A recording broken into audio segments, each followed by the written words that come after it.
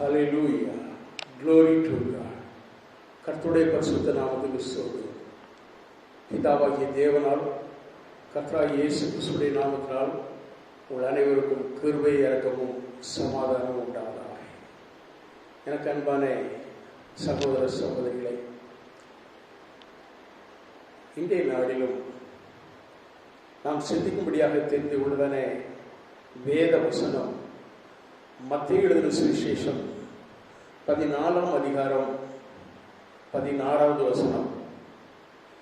இயேசு அவர்களை நோக்கி, அவர்கள் போக வேண்டுவதில்லை, நீங்களே அவர்களுக்கு போஜனம் கொடுங்கள் என்றார். இயேசு சொல்லுகிறார், நீங்களே அவர்களுக்கு போஜனம் கொடுங்கள். இயேசு கிறிஸ்துடைய நற்செய்தி, இயேசு கிறிஸ்துவை குறித்ததான சுவிசேஷம் ஒவ்வொரு மனிதனையும் மனிதனாக வாழ வைக்கிறது. அதாவது மனிதனை முழு மனிதனாக வேண்டும் என்பதே இந்த சுவிசேஷத்தினுடைய நோக்கம். அந்த சுவிசேஷத்தை தான் ஆண்டவராகிய இயேசு கிறிஸ்து இந்த உலகத்திலே வந்த பொழுது ஒவ்வொரு ஜனங்களுடைய தேவைகளையும் அறிந்தவராய் அவர்களுக்கு ஆண்டவர் என்ன செய்கிறார்? போதிக்கிறார். அவர் போகும் இடமெல்லாம் ஜனங்களெல்லாம் கூடி வந்து ஆண்டவராகிய இயேசு கிறிஸ்துவுக்கு முன்பாக அமர்ந்து அவர் உபதேசிக்கும் வார்த்தைகளை கேட்டு விடுதலை பெற்றார்கள். அப்படித்தான் ஆண்டவர் ஒரு நாளிலே அவர் ஜனங்களுக்கு போதித்து முடித்த பின்பு அது அவர்கள் பசியோடு இருக்கிறார்கள் என்பதை அறிந்து சீஷர்களை பார்த்து சொல்லுகிறார், நீங்களே அவர்களுக்கு போஜனம் கொடுங்கள் என்று. நம்முடைய நாட்டிலும் கூட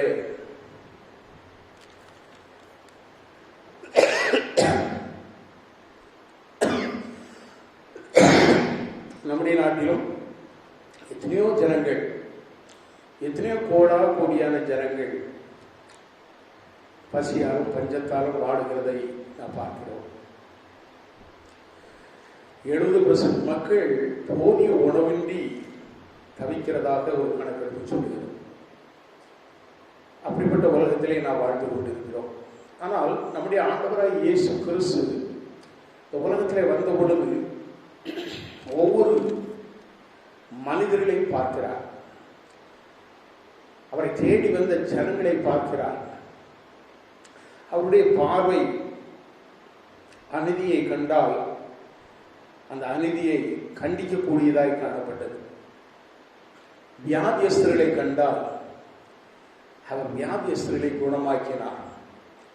அப்படியே பசியிட்டோரை காணும் பொழுது அவருடைய பசியை தீர்க்க வேண்டும் என்பது ஆண்டவருக்கு அவராக காணப்பட்டது.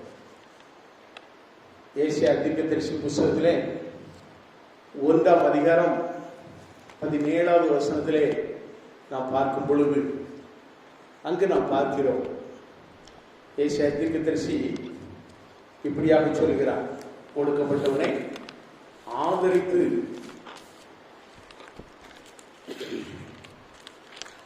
1ஆம் அதிகாரம் 17வது வசனத்திலே சொல்கிறார், நன்மை செய்ய படியுங்கள், நியாயத்தை தேடுங்கள், ஒடுக்கப்பட்டவனை ஆதரித்து திக்கற்ற பிள்ளையின் நியாயத்தையும் விதவையின் வழக்கையும் விசாரியுங்கள் என்று சொல்லுகிறார். அருமையான தேவனுடைய பிள்ளைகளே, அதே ஏசாயா தீர்க்கதரிசி புத்தகத்தில் தான் ஆண்டவராகிய இயேசு கிறிஸ்துவை குறித்து இப்படியாக சொல்லப்படுகிறது. 61ஆம் அதிகாரத்திலே நாம் அதை பார்க்கிறோம். கர்த்தர் என்னை எதற்காக அனுப்பினார் என்பதை குறித்து அப்படியாக சொல்லுகிறார். கர்த்தராகிய தேவனுடைய ஆவியானவர் என் மேல் இருக்கிறார், சிறுமைப்பட்டவர்களுக்கு சுவிசேஷத்தை அறிவிக்க கர்த்தர் என்னை அபிஷேகம் பண்ணினார். இருதயம் நொறுங்குண்டவர்களுக்கு காயம் கட்டுதலையும், சிறைப்பட்டவர்களுக்கு விடுதலையும், கட்டுண்டவர்களுக்கு கட்டவிழ்த்தலையும் கூறவும், கர்த்தருடைய அனுக்கிரக வருஷத்தையும் நம்முடைய தேவன் நீதியை சற்கட்டுதலையும் நாளை கூறவும், துயரப்பட்ட அனைவருக்கும் ஆறுதல் செய்யவும், சியோனிலே துயரப்பட்டவர்களை சீர்படுத்தவும், அவர்களுக்கு சாம்பலுக்கு பதிலாக சிங்காரத்தையும், துயரத்துக்கு பதிலாக ஆனந்த தைலத்தையும், ஒடுங்கின ஆவிக்கு பதிலாக துதியின் உடையையும் கொடுக்கவும் அவர் என்னை அனுப்பினார் என்று சொன்னார்.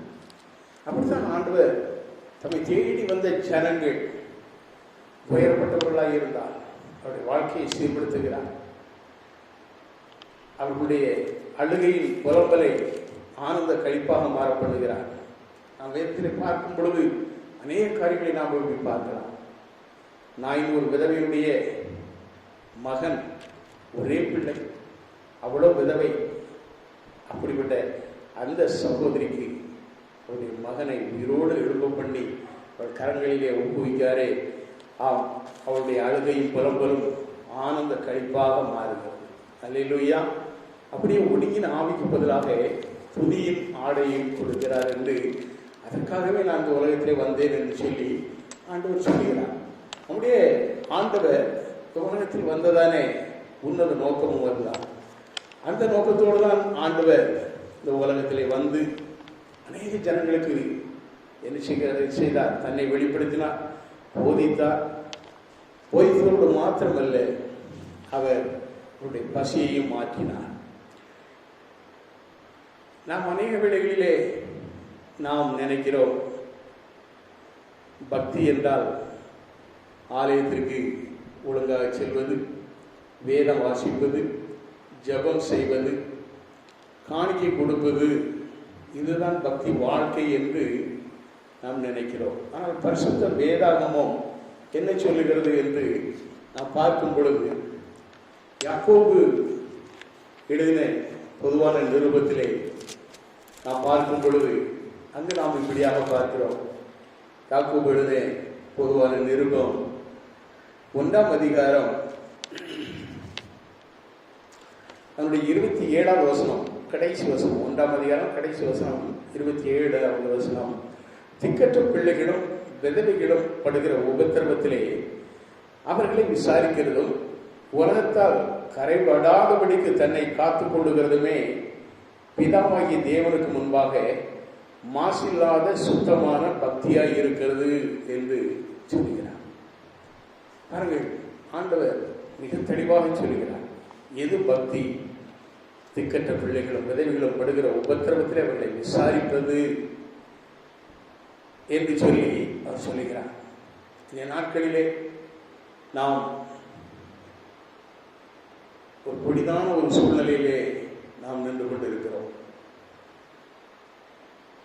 இது ஒரு பஞ்சகாலத்தை போல காணப்படுகிறது. ஏனென்றால் உழைக்க முடியாது, எங்கும் போய் வேலை தேடவும் முடியாது, தேடினாலும் வேலை செய்யவும் முடியாது. அப்படிப்பட்ட ஒரு சூழ்நிலை, அப்படிப்பட்ட ஒரு காலகட்டத்திலே நாம் இருக்கிறோம். இந்த நாட்களிலே ஆண்டவர் நம்மை பார்த்து சொல்லுகிறார், உன் அருகில் இருக்கிறவர்களை பார்.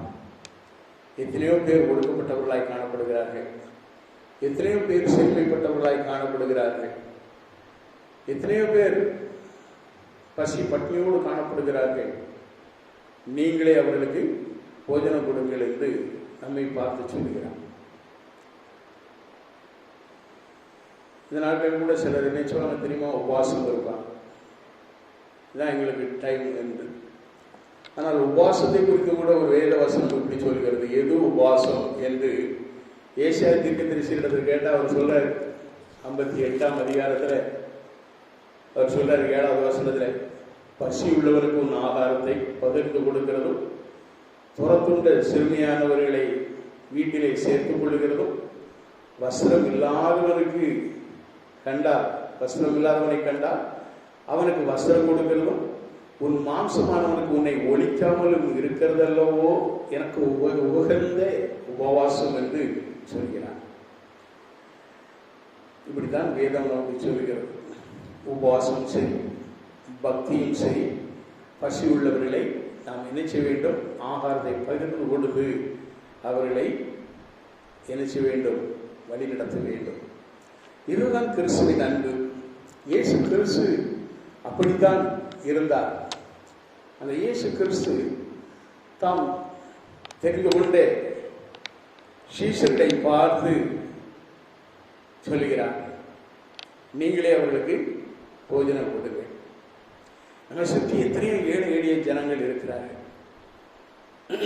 எத்தனையோ பேர் அடுத்த வேளை உணவுக்கு வழியின்றி இருக்கிறார்கள். அவரை பார்க்கும் பொழுது நீங்கள் போயிட்டு வாங்க, ஒருவேளை அவங்க நம்மிடத்தில் ஏதோ தேவையோடு கடந்து வந்தாலும் நீங்கள் போயிட்டு வாங்கன்னு சொல்லாமல் அவர்களுக்கு என்ன செய்ய வேண்டும்? உதவி செய்ய வேண்டும். ஆனால் நாம் வாசித்த இந்த மத்தேயு 14ஆம் அதிகாரம் 16வது வசனத்திலே நாம் பார்க்கிறோம், ஆண்டவர் சொல்கிறார் அவர்கள் போக வேண்டுவதில்லை. சீஷர்கள் என்ன சொல்கிறார்கள்? அவர்கள் போகட்டும் என்று சொல்கிறார்கள். அவர்களே அவர்களுக்கான உணவை என்ன செய்வார்கள்? சமைத்து சாப்பிடட்டும் என்று சொல்லி அவர்களை அனுப்பிவிடும் என்று சொன்னார்கள். அப்படி அனுப்பிவிட வேண்டும் என்று அவர்கள் கிராமங்களுக்கு போய் தங்களுக்கு வேண்டிய உணவை அவர்களே எடுத்துக்கொள்ள வேண்டும் என்று சீஷர்கள் சொன்ன பொழுதுதான் ஆண்டவர் சொல்லுகிறார், அவர்கள் போக வேண்டுவது இல்லை, நீங்களே அவர்களுக்கு போஜனம் கொடுங்கள் என்று ஆண்டவர் சொல்கிறார். நீங்களே என்று சொல்கிறார்.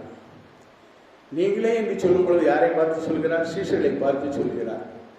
இந்த சீஷர்கள் எல்லாம் யார் என்று நீங்கள் பார்ப்பீர்கள் என்றால், ஒரு பேதையை போல உள்ள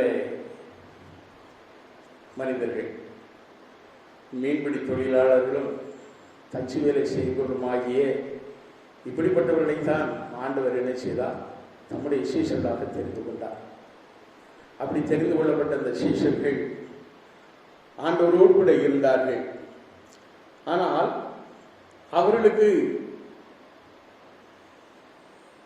குறித்து வேதம் என்ன சொல்கிறது என்று நாம் பார்க்கும் பொழுது, அப்போஸ்தலர் நடவடிக்கையின் புத்தகத்திலே 11:26 நாம் பார்க்கிறோம், முதலாக சீஷர்களுக்கு கிறிஸ்தவர்கள் என்ற பெயர் வழங்கப்பட்டது என்று சொல்லி நாம் பார்க்கிறோம்.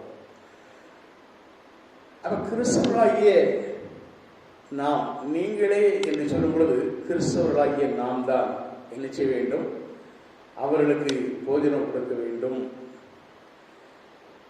சீஷரை பார்த்து ஆண்டவர் சொன்னார் என்றால், பின்னாளிலே அந்த சீஷர்களுக்கு தான் கிறிஸ்தவர்கள். யார் கிறிஸ்தவர்கள்? கிறிஸ்துவை உடையவர்கள் கிறிஸ்தவர்கள். கிறிஸ்துவை தங்கள் வாழ்க்கையில் பிரதிபலிக்கிறவர்கள் கிறிஸ்தவர்கள். இன்னும் சொல்லுவனால் சிலர் சொல்லுவாங்க, நான் கிறிஸ்தவன் அப்படின்னு சொல்லுவாங்க. நான் கிறிஸ்தவன். அதே வேகமாக சொல்லி பார்த்தால் கிறிஸ்தவன் கிறிஸ்தவன் கிறிஸ்தவன் அவன் கிறிஸ்தவன் அப்படின்னு வந்துடும். அவன் கிறிஸ்து அவன், கிறிஸ்து பிளஸ் அவன் கிறிஸ்தவன். இது வேகமாக சொன்னாலும் கிறிஸ்தவன்கிறது அவன் கிறிஸ்துன்னு வந்துடும். ஆக கிறிஸ்துவை தங்களோடு கூட வைத்துக் கொள்பவர்கள், கிறிஸ்துவை உடையவர்கள், கிறிஸ்துவை பிரதிபலிக்கவர்கள் தான் கிறிஸ்தவர்கள். அப்படிப்பட்ட மக்களை எல்லாம் ஆண்டவர் நேசிக்கிறார். அந்த சீஷர்கள் அவர்களை அனுப்பிவிட வேண்டும் என்று நினைத்த பொழுது ஆண்டவர் அந்த ஜனங்களை பார்க்கிறார். தன்னை தேடி வந்த மனிதர்கள், கவலையோடும் கஷ்டத்தோடும் கண்ணீரோடும் கடந்து வந்த அந்த மனிதர்கள், அவர்களை அப்படியே வெறுமையாக அனுப்பிவிட அவருக்கு மனதே இல்லை. அவர்கள் எல்லோரும் பசியோடு இருக்கிறார்கள். பசியார் அவர்களுக்கு உணவு கொடுக்க வேண்டும். பல வேளைகளில் வாழ்க்கையில் தேவையோடு இருக்கிற மக்களை நாம் காணும்போது அவர்களை வெறுமையாக அனுப்பிவிட நாம் எத்தனையோ வேளைகளிலே நாம் மனதாக இருக்கிறோம். ஆனால் இயேசு நம்மையும் பார்த்து சொல்லுகிறார், நீங்களே போஜனம் கொடுங்கள், நீங்களே அவர்களுக்கு போஜனம் கொடுங்கள். நம்மை பார்த்தான் சொல்லுகிறார், நீங்களே. இன்னும் நான் பார்ப்போம், அவர்களுக்கு என்று சொல்லுகிறார். அவர்கள் என்று சொன்னால் யார்? இந்த பகுதியிலே நாம் பார்க்கும் பொழுது தம்மை தேடி வந்த ஜனங்கள் எல்லோரையும் பார்த்து சொல்கிறார். அவர்களுக்கு அவங்கள பிரிக்கிற ஆண்டவர், ஏழை பாதி, பணக்காரன் பாதி, வியாதியஸ்தர்கள் தனியா, சுகமாக இருக்கிறவங்க தனியா, ஊனர்கள் தனியா, குருடர்கள் தனியா என்று சொல்லி ஆண்டவர் பிரிக்கலை. எல்லாரையும் பார்த்து சொல்கிறார்கள் அவர்களுக்கு என்று. எத்தனையோ மனிதர்கள் நம்மை சுற்றி, எத்தனையோ மனிதர்கள் தேவையோடு இருக்கிறார்கள்.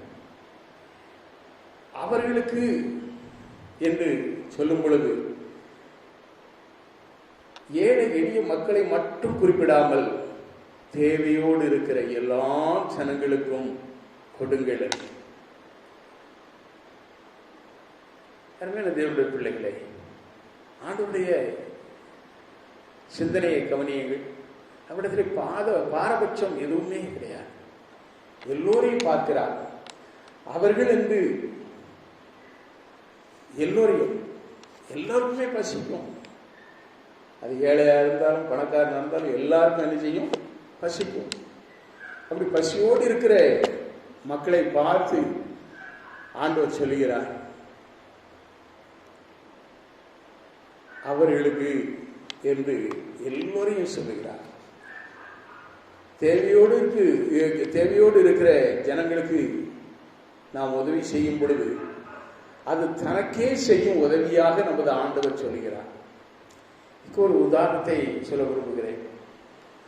மார்ட்டின் என்று சொல்லக்கூடிய ஒரு சிறுவன், அவனுக்கு ஒரு ஆசை, நம்முடைய இயேசுவை எப்படியாவது நான் விருந்துக்கு அழைக்க வேண்டும், நான் கூப்பிட்டால் அவர் வருவார் என்று விசுவாசித்தான். பல நாட்கள் ஜெபித்தான். அவனுக்கு அவ்வளவு சீக்கிரமா பதில் கிடைக்கல. ஜெபித்து கொண்டே இருந்தான், தளரல.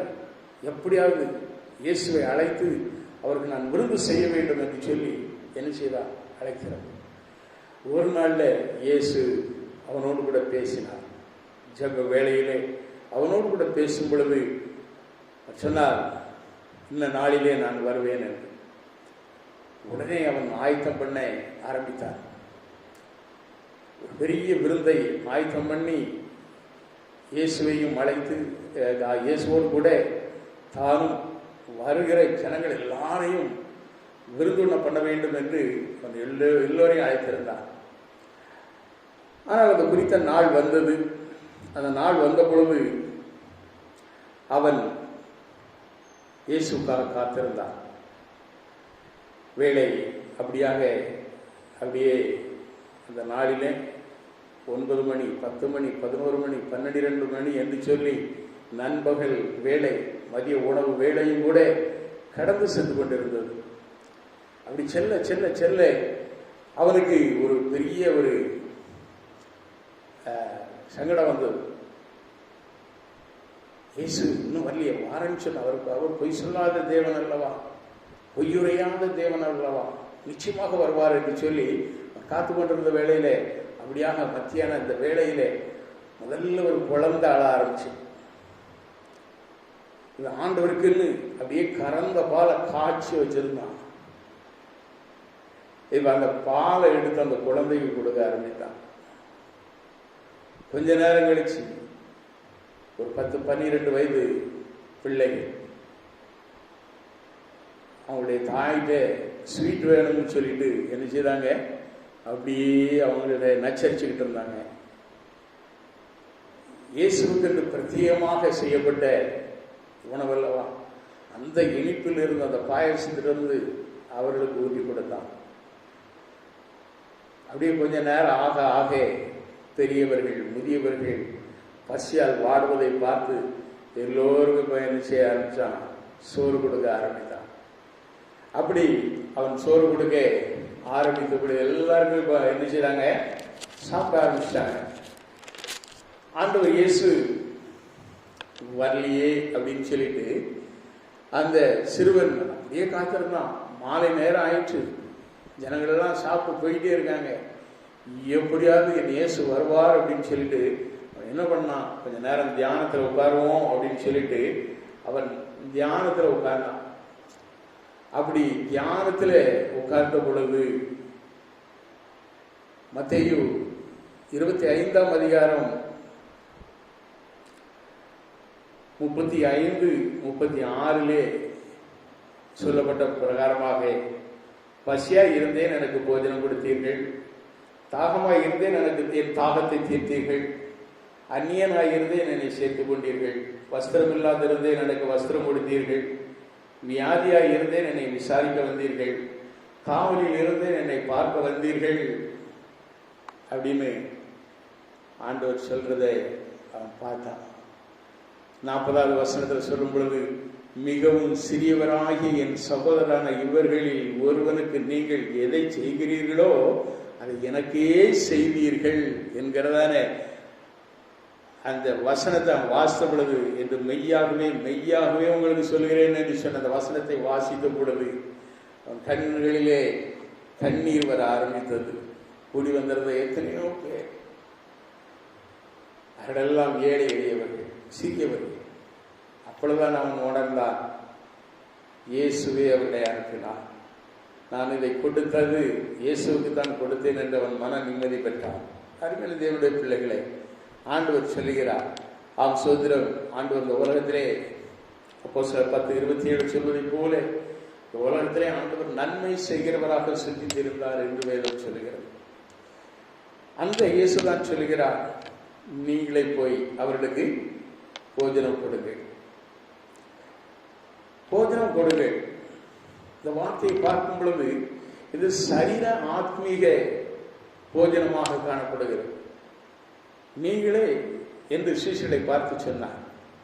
சீஷர்களை ஆண்டவர் அழைத்த பொழுது அவர்களை சீஷராக்கி அவர்களுக்கு அதிகாரம் கொடுத்தார். நீங்கள் போய் உலகமெங்கு பிரசங்கிங்கள் என்று சொன்னார்.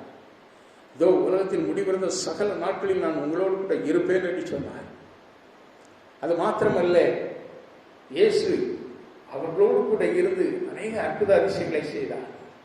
வியாதியஸ்தர்களை சுகமாக்கி வந்த சீஷர்கள் ஆண்டவரிடத்திலே சொன்ன பொழுது பிசாசுகளும் என்ன செய்கிறது, ஜெபித்த பொழுது பறந்து ஓடுகிறது என்று சொல்லி ஆண்டவரிடத்தில் சொன்னார்கள். ஆண்டவர் அப்படிப்பட்ட வல்லமையெல்லாம் சீஷர்களுக்கு கொடுத்தார்.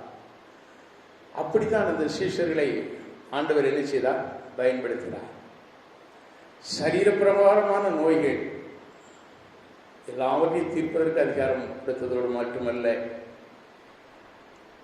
ஆன்மீக போஜனமாக சுவிசேஷத்தை அறிவிங்கள் என்று சொல்லியும் ஆண்டவர் சொல்லியிருந்தார். இப்பொழுது ஆண்டவர் சொல்லுகிறார், இவர்கள் எல்லாரும் தங்கள் தொழிலை விட்டுவிட்டு ஆண்டவர் இயேசுவை பின்பற்றினவர்கள். ஆனால் ஆண்டவர் அவர்களை பார்த்து உங்களிடத்தில் உள்ளதை கொண்டு வாருங்கள் என்று ஆண்டவர் சொல்லுகிறார். அவர் சொல்கிற காரியம் அல்ல, உங்களிடத்தில் உள்ளதை கொண்டு வாருங்கள். விசேஷர்களுக்கு இவ்வளவு பேர் இருக்கிறார்களே, புருஷர்கள் மாத்திரம் 5000 பேர். டோட்டல் கணக்கு பார்த்தா மோர் தென் 24,000 என்று ஒரு கணக்கு சொல்லுவார்கள். அவ்வளவு பெரிய கூட்டம். இருப்பதோ 5 அப்பம் 2 மீன். இதை கொண்டு எப்படி போஷிக்க போகிறோம் என்று சொல்லி இந்த சீஷர்கள் கலங்கி யோசித்துக் கொண்டிருந்தார்கள். ஆனால் இயேசு சொன்னார், உங்களிடத்தில் உள்ளதை என்னிடத்தில் கொண்டு வாருங்கள். நம்மிடத்தில் உள்ளதை அவரிடத்தில் கொண்டு வரும் பொழுது ஆண்டவர் அதை ஆசீர்வதித்து அநேகருக்கு 1000 ஜனங்களுக்கு பங்கிட்டு கொடுக்க வல்லவராயிருக்கிறார். ஐயோ, என்னிடத்தில் இருப்பது கொஞ்சம், என்னிடத்தில் இருப்பது கொஞ்சம்.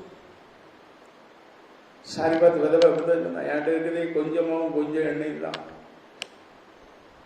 அதை சுட்டு நானும் என் பிள்ளையும் சாப்பிட்டுட்டு சாக இருக்கிறோம். எனக்கு இருக்கிறது எல்லாம் தீர்ந்து போச்சு, எல்லாம் தீர்ந்து போச்சு. எத்தனை நாள் தான் வேலை இல்லாமல் இருப்பது, எத்தனை நாள் தான் சம்பளம் இல்லாமல் இருப்பது, வருமானம் இல்லாமல் இருப்பது, எத்தனை நாள் தொழில் இல்லாமல் இருப்பது. ஐயோ, என்னிடத்தில் இருப்பது கொஞ்சம் தானே, ஆனால் ஆண்டவர் சொல்கிறார், உன்னிடத்தில் உள்ளதை எனக்கு கொடு என்று. ஆண்டவரிடத்திலே நாம் அதை கொடுக்கும் பொழுது ஆண்டவர் அதை ஆசீர்வதிக்கிறார். பஞ்சகாலம் முழுவதும் எப்படி சாரிபாத் விதவனுடைய வீட்டிலே சுதந்திரம் அடுப்பு எரிந்து கொண்டே இருந்தது. அங்கு அப்பமும் எண்ணெயும் வற்றாமல் இருந்தது. அருமையான தேவனுடைய பிள்ளைகளே, உன்னை போஷிக்கிற ஆண்டவர், உன்னை பசியால் பண்ணுகிற ஆண்டவர், உன்னிடத்தில் உள்ளதை நீ ஆண்டவருக்கு கொடுக்கும் பொழுது கர்த்தர் அதை பல மடங்காக ஆசீர்வதித்து பல ஆயிரம் பேர்களை போஷிக்க வல்லவராக இருக்கிறார். 5 என்று சொல்லும் பொழுது அதை இப்படி நான் சிந்தித்தேன். மெய், வாய், கண், மூக்கு, செவி, இது ஒரு பகுதி.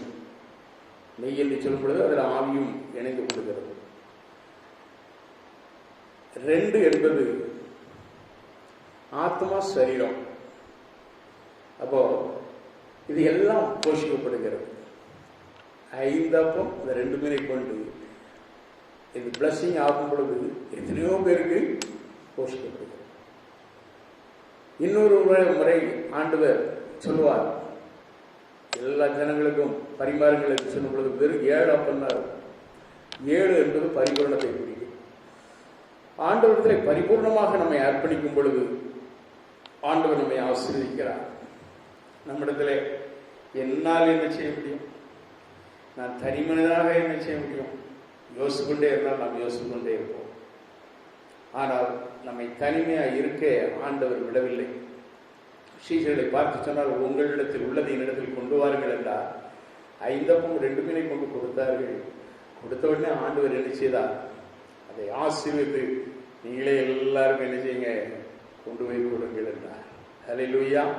அருமையான தேவனுடைய பிள்ளைகளே, ஆண்டவர் நம்மை தனித்து விடாமல், தவிக்க விடாமல் நம்மோடு கூட இருந்து நம்மை ஆசீர்வதிக்க வல்லவராக இருக்கிறார். நம் ஒவ்வொருடைய வாழ்விலும் கூட நாம் நினைப்பது அதுதான். என்னிடத்தில் இருப்பதை வைத்து நான் என்ன செய்ய முடியும்,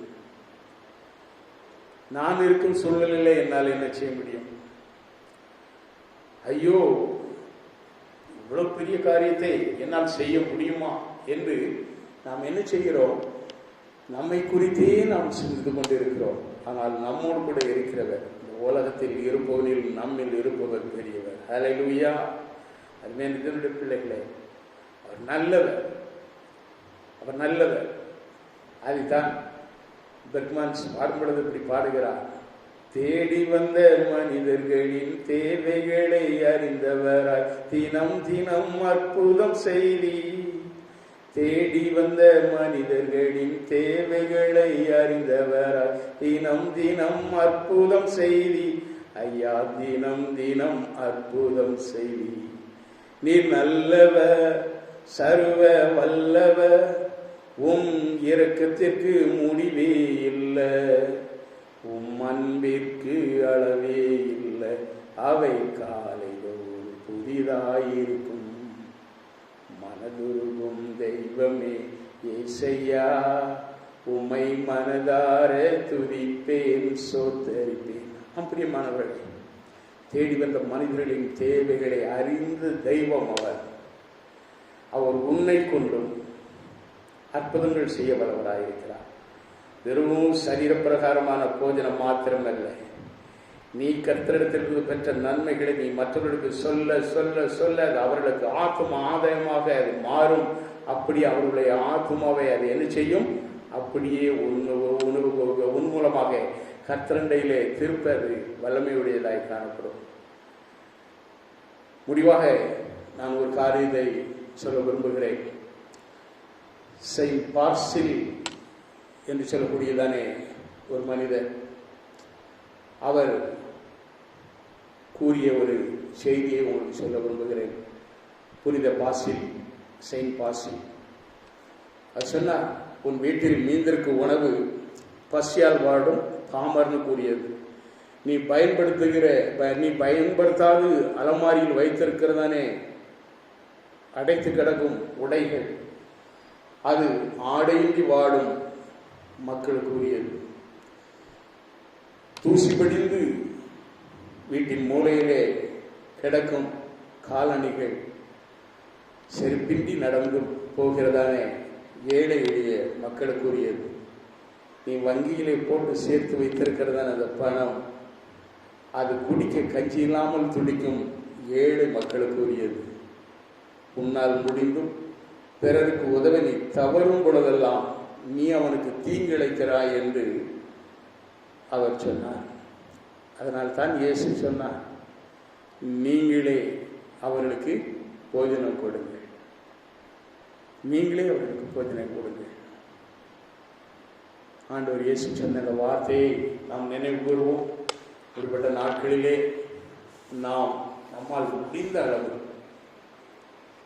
நாம் பசித்தவர்களுக்கு போஜனம் கொடுப்போம். அது மாத்திரமல்ல, ஆத்ம பசியோடு காணப்படுகிற எத்தனையோ பேர் உண்டு. இந்த நாட்களிலே இந்த சூழ்நிலைகள் மாறி வரும் பொழுது அநேக இயேசுவண்டை வருவார்கள். அப்படி வருவதற்கு நீயும் ஒரு ஆயுதமாக, ஒரு கருவியாக கர்த்தர் உன்னை பயன்படுத்த வல்லவராயிருக்கிறார். உன்னுடைய சாட்சியை கர்த்தர், உன்னுடைய எந்த குறைவிலிருந்து கர்த்தர் உன்னை ஆசீர்வதித்தார், எப்படிப்பட்ட சூழ்நிலையிலிருந்து நீ ரட்சிக்கப்பட்டாய் என்பதை நீ உன் அருகில் இருக்கிற, இதை போன்று தேவையோடு இருக்கிற ஜனங்களுக்கு நீ சொல். அதுதான் ஆத்ம போஜனம். அதே வேளையில சரீர போஜனமாக பசியோடு வாடுபவர்களுக்கு நீ ஆகாரத்தை பகிர்ந்து கொடு. கர்த்தர் உன்னை ஆசீர்வதிப்பார். ஆமென், அல்லேலூயா. கர்த்தர் நிச்சயம் உங்களை ஆசீர்வதிக்க வல்லவராக இருக்கிறார். உங்களை கொண்டு அற்புதங்களை செய்ய வல்லவராக இருக்கிறார். கர்த்தர் உங்களை கொண்டு அநேகரை அவருடைய ஆத்ம தாகத்தை தீர்த்து கர்த்தர் அண்டையிலே வழிநடத்த வல்லவராக இருக்கிறார். நீங்கள் சாட்சியாக வாழ்கள். கர்த்தர் உங்களோடு கூட இருந்து அற்புத அதிசயங்களை செய்வார். அவருக்கு என்றென்றும் சதா காலங்களிலும் கனமும் மகிமையும் உண்டாவதாக. ஆமென், ஆமென், அல்லேலூயா. கர்த்தர் உங்களை ஆசீர்வதிப்பார்கள். God bless you.